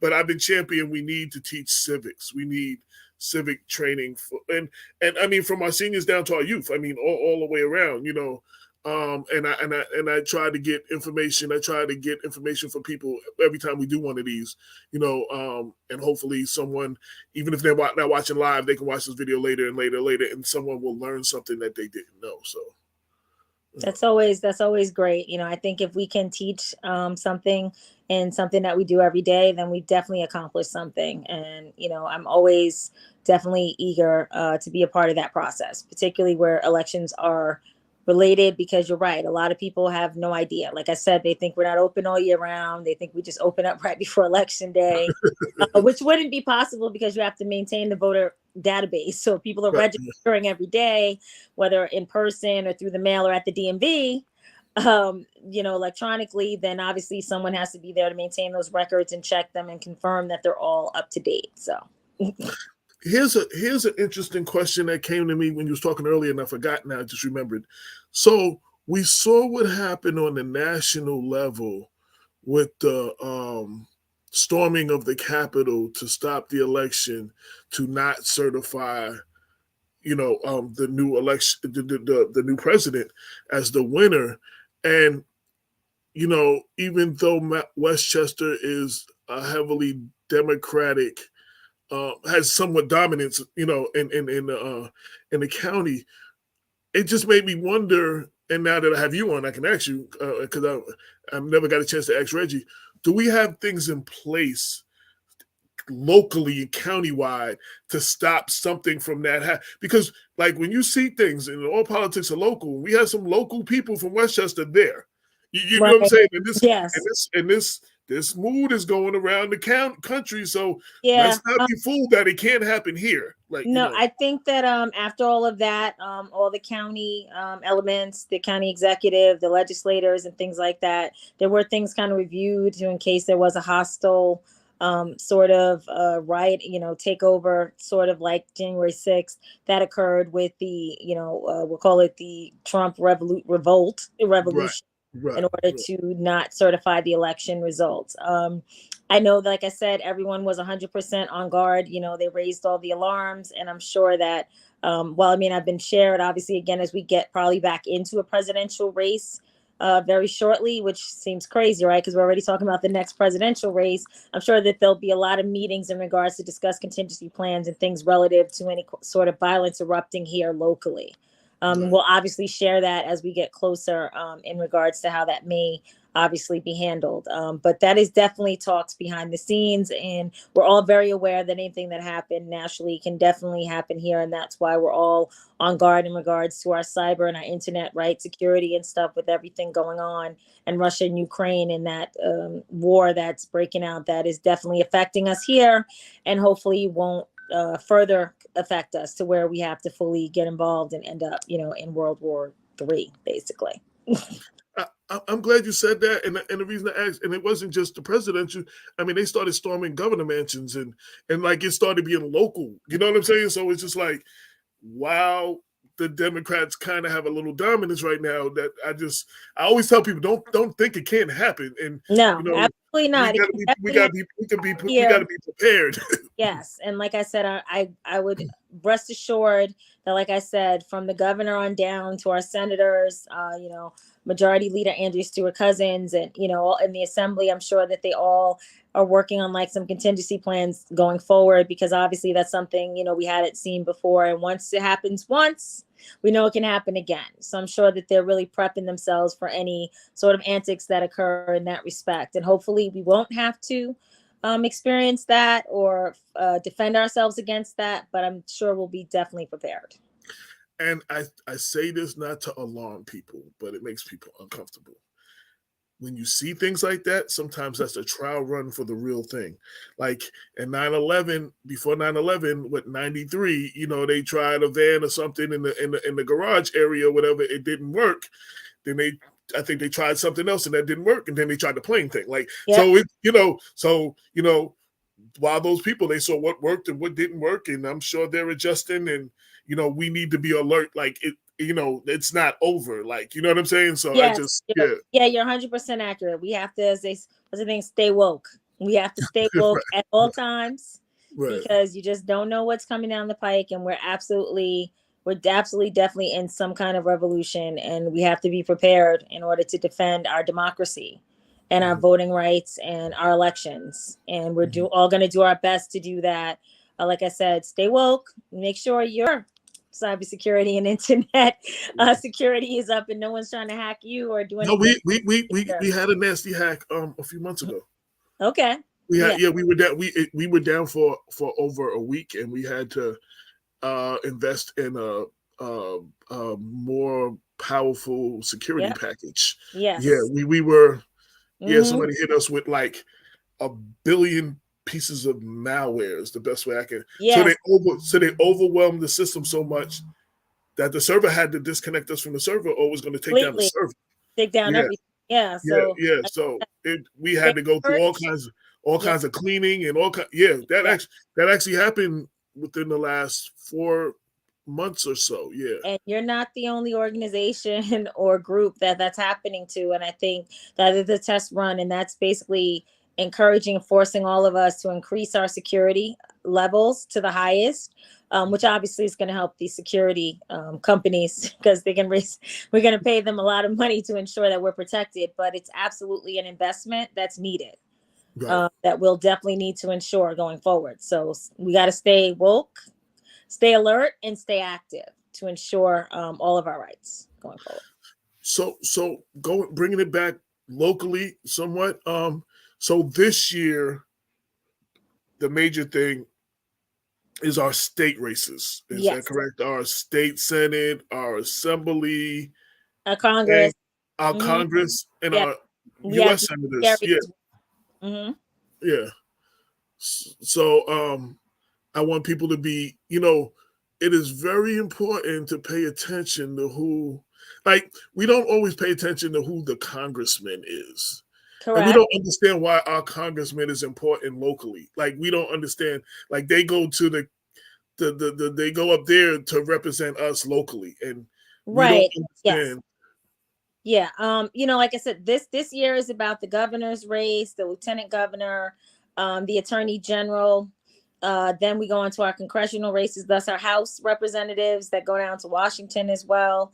We have our senators, our United States, we have our senators, our state senators, and our state assembly people. And those are the legislators that write the laws that protect the people and of the state of New York, as well as Westchester County. So these are all very important races to watch. In the last few years, we've managed to not have in Westchester, in some statewide office, we haven't had a lot of Republican opposition. But this year, there are candidates projected to be on the ballot for every legislative seat, from the Senate to the Assembly to Congress. So obviously, with everything going on nationally, they're getting more encouraged and, to kind of like rise up, and they want to start, the ground starts here, right? If they just take a little bit at a time, they're getting ready for that next presidential race.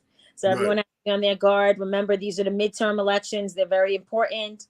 And then like with anything else, we have various qualified Democrats who want to run for the same offices, and that'll give the voters a choice at the polls. So what I say is, like I said, we don't always agree, but always make sure that you go exercise your right to vote and make your choice. I mean, I'd always agree with the choice that you are making or I are making, but we have the right to make the choice. And if we don't exercise that right, then really we shouldn't be complaining, right? Because we missed our opportunity. And like I said to you before, primary day is June 28th.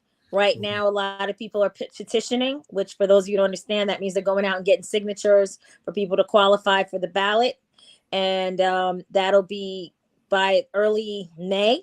You'll know who your candidates are in all those races. People are going around right now. And you got to make your choice so that we'll see who's on the ballot in November to ensure that there are that Democrats are on the ballot, because there will be Republicans on the ballot in November. And then we have to make sure we get out the vote. We have to encourage everyone to vote, especially our younger demographics, because this time of year, they're only interested in the presidential races and they don't think any of these other races are very important, but they are. We have to ensure that we keep the majority of the Senate and the House in order to ensure that all of our democratic values and our, progressive ideas and any kind of things like that we want to push forward are going forward. And if we don't vote, we're going to lose control of that. And we know what's going to happen after that. I watched last year and I was telling people, pay attention, because Republicans were challenging almost everything. A lot more of the county legislators got challenged. Usually when you win the Democratic primary, you ease on down the yellow brick road to the election. And look what happened to Lakeisha Collins Bellamy. Like they took that to that, they made it a little scary for her. And James Nolan took the county legislator seat. And then I was looking at all of the other elections around the state and around the country. Like a lot more Republicans were running in these smaller elections because that matters. And where the governor matters is, that when that whole thing Trump was trying to do, what he couldn't do. So now he's trying to get people in place. So if he was to run again, yes, and if he was to lose, he had the people in place to overturn the election. Right. It would definitely be obstructionist to ensuring the certification took place how it needed to go. Again, obviously, like I said, right now there's only 4 major parties, and that's Democratic, Republican, Conservative, Working Families. Used to be a lot more. And during a gubernatorial year, tongue-tied, we sometimes get a lot more parties on the ballot. So if they get over a certain amount of votes, which I think is like 100,000 or something, they become a party. And I know, a few years ago, there were like independent parties went too damn high, and some of the other ones. And I'm sure we might even have, oil is too damn high right now, right? Coming out in November for people to run on that. And then those are very important too, to ensure obviously that the major parties keep control, of the top of the ticket and things like that, obviously with the independents as well. But you just have to really, like I said, we have to get out the vote. We have to continue to spread the word, and we have to do it, like you said, starting now. Everyone has to know that the election is coming up. They have to know where their polling place is. If they're not going to be here for elections, they need to make alternatives to voting, whether it's early voting in person or whether it's going to be voting by absentee. So all of that's very important. And again, just like I said, we're not necessarily going to agree on all the choices, but you definitely should make a choice no matter what, and listen to the candidates, whether you can go to those forums, participate in those forums. I know we're kind of coming out of the pandemic where some things are going back in person, some things are still virtual. There's going to be hybrids of both of those as the numbers rise and jump around. And I know that kind of has people scared, but don't let the pandemic stop you from voting. You do have the right to vote, albeit by mail if you don't want to go out and rub elbows, as they say, because we're all rubbing elbows now with no mask on. And that's also very important. And don't be scared of the rhetoric behind the pandemic and COVID and things like that, because that's also being used to discourage voters and used against people. And just remember, we want to make sure that my family and my children and myself are just protected, as much as we can be. So. We definitely going to have you back on. First, I asked you, thanks for being a good sport. Like I basically hit you earlier today, and you said yes. Like so, I didn't have no time to make a flyer and promote it. So everybody didn't know you was going to be on. So we definitely got to get you. But I definitely wanted to take the time to get as much of this information in as possible. Talking about you started talking about, that's another thing we're seeing around the country, voter suppression. In all forms, are there things being done to prevent that from taking place as much in our county or whatever? I mean, honestly, I can tell you that there haven't been, in my years of history, there haven't been so many. During the last presidential race, there were attempts at voter suppression. There were people riding around with Trump sign, things like that in their trucks and things like that around polling places. But we were able to really deploy the local police departments and the county police to get those people basically removed. Some people got, arrested or questioned in regards to some of their actions. And we were able pretty much, I would say, to fairly contain that pretty well. As soon as that was reported, we got right into action and handled that as soon as possible. And it wasn't as huge as it was in a lot of other areas. I anticipate that going forward, though, it's obviously going to get worse before it gets better. And we're going to have to, like I said, stay on guard as well, particularly in some of the ethnic and some of the less affluent areas. People are going to try that and see if people will be intimidated or discouraged because they were just trying to drive around when people were waiting on some of those long lines, to get the people like, oh, no, I don't want to deal with this. And then, we had the people going in, the anti-vaxxers, the people who didn't want to wear the masks. And obviously that caused a little delay because we had certain protocols in place in order to ensure that those people weren't affecting the other people who chose to wear the mask. And we basically handled those pretty well. So we didn't have too many reported incidents of that sort of thing going on. So we handled that, and we handled that expeditiously and as soon as we're notified. So. Cool. So breaking it down. So dates, can you share? What is the last day to register to vote in the primary? Or what is the last day, and as far as changing your party affiliation, what is the last day to do that? Because I know some of that might have changed. Okay, so this year, as far as changing your party affiliation, that actually the deadline has passed. That now becomes February 14th for the year. So that now anybody changing their party, it will not unfreeze until after the primary election. You can still put it in, but it's not going to change until after the June primary election. But will it be in effect for the general election?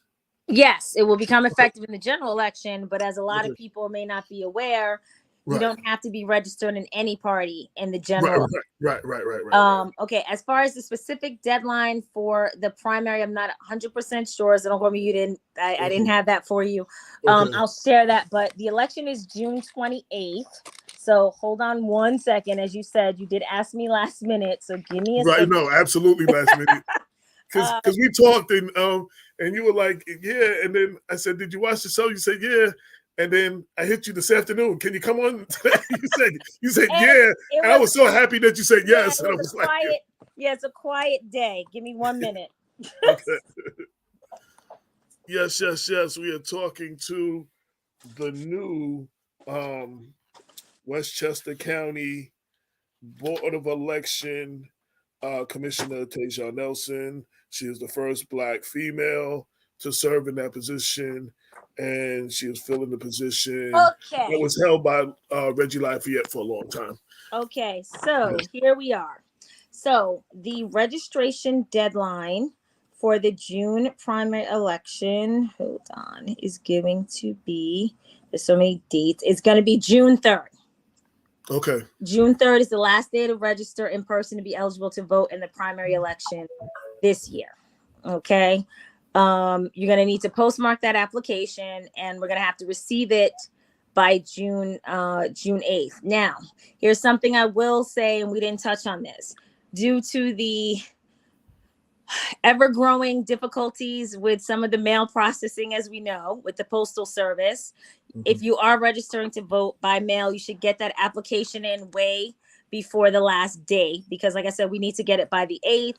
And unfortunately, over the last couple of years, the Postal Service has warned us that due to the massive volumes of mail, they can't always guarantee delivery of the mail at a certain point. So again, if you're really concerned and you're not already registered to vote, please do so as soon as possible and get those in as soon as possible. And then after you've mailed in your voter registration, if you've done that way earlier than June 3rd, you should check. Don't wait until the day of the election, please, to notify us so that we can ensure that if for some reason we didn't receive your voter registration form, we can still get you in to register to vote. Now, I'd also mentioned days for early voting in case you don't want to wait until June 28th.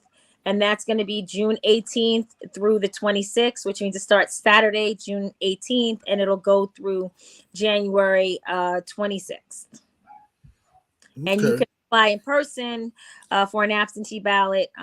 If you're, like I said, you're going to be out of the state or out of the country, if you happen to be going on a nice vacation, which of course this year obviously I won't be because I'm the election commissioner, then you can apply for your ballot in person up until the day before on June 27th. Okay.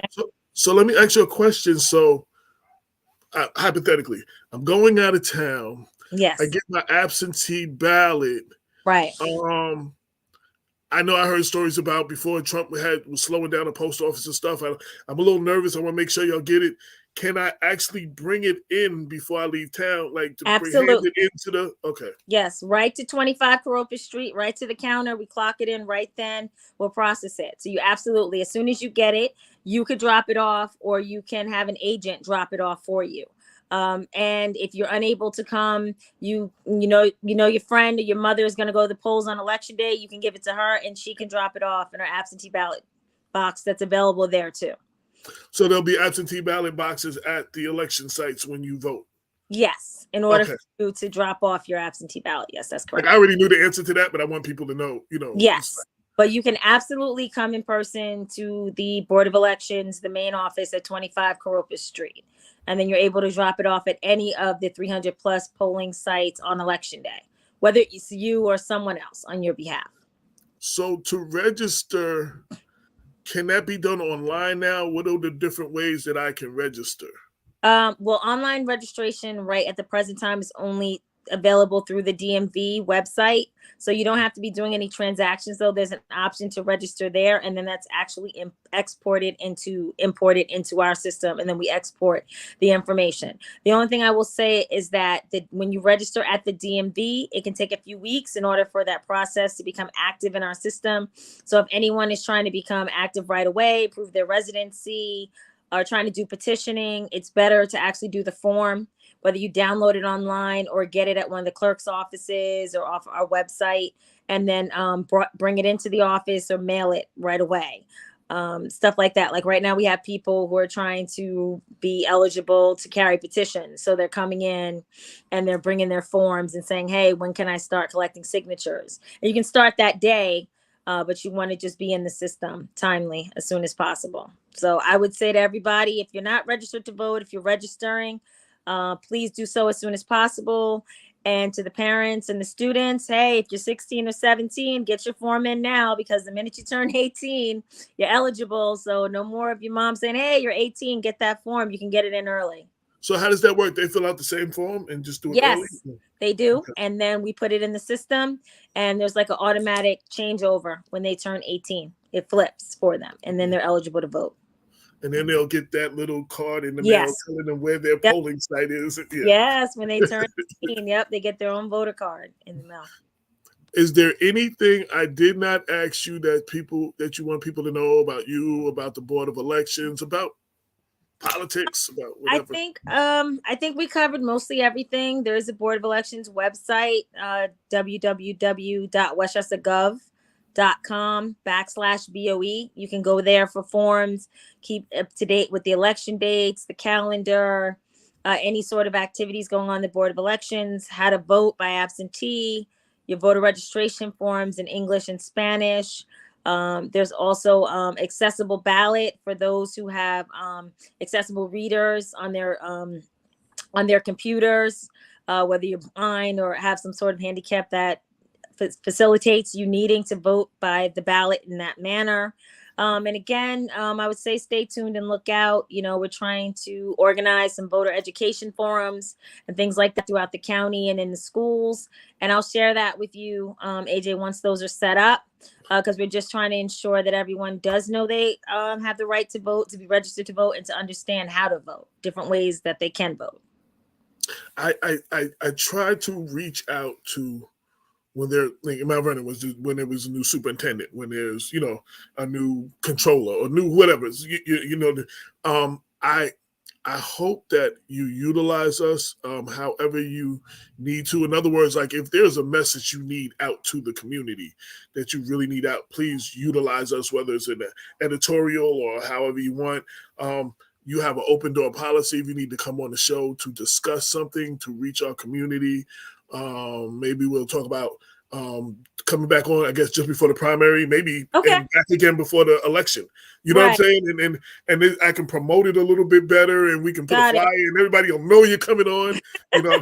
Right. I will absolutely do that as we, start to promote more of our information about the election, the calendar, those particular dates that we put on our website. I'll absolutely share that with you and highlight the specific dates, including the ones that we went over, so that you can share it with your supporters and all of your followers and things like that going forward. All right. Thank you for coming on the show. I look forward to the great things that you're going to do and how things look under your leadership. And hopefully you will bring them into, not that he was behind the times, but hopefully younger blood, you'll bring it into the future a little bit more, or whatever needs to be done. I don't know what that is, but sorry. Yeah. Did you hear me or you didn't hear me? Okay, I can't hear you now.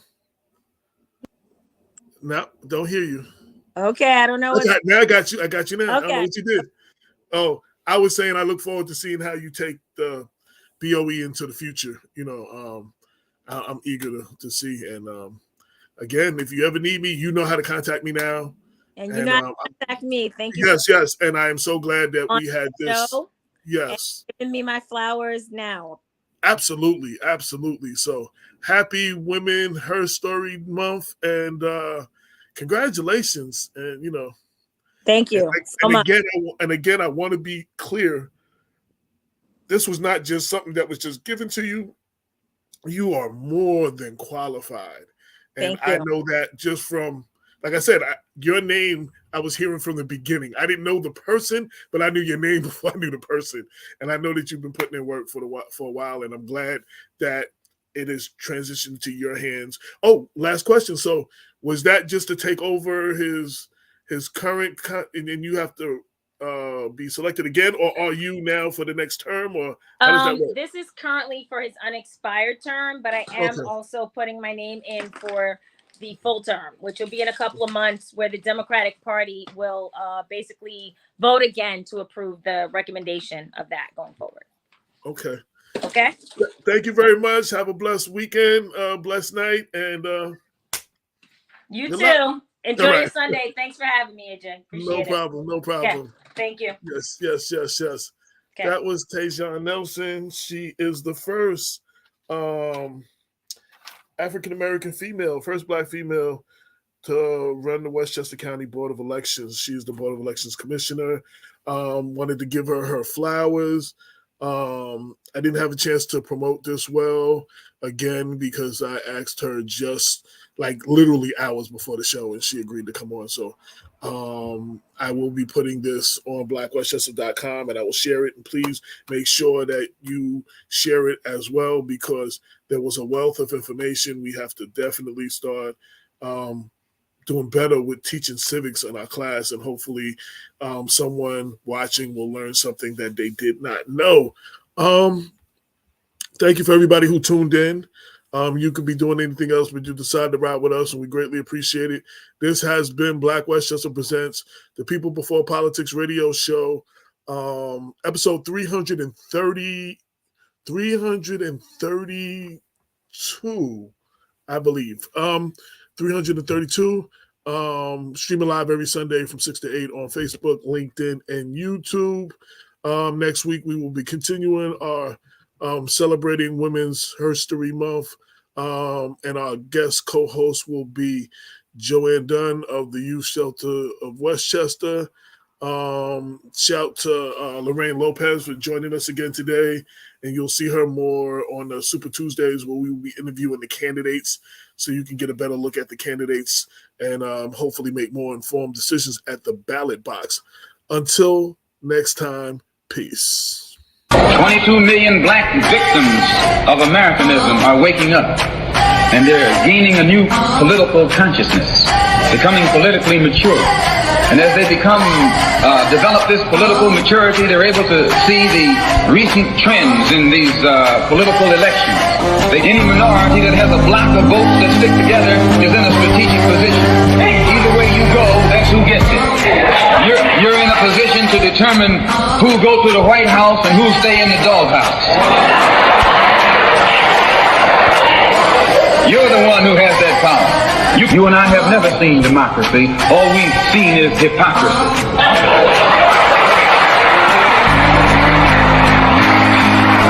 When we open our eyes today and look around America, we see America not through the eyes of someone who has enjoyed the fruits of Americanism.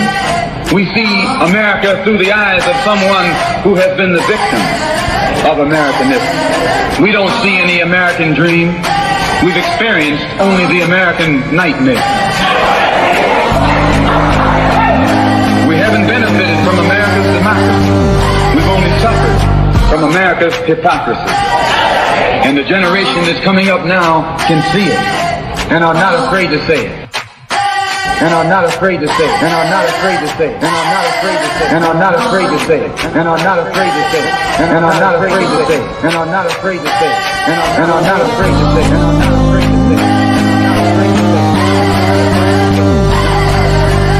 are not afraid to say it. And are not afraid to say it.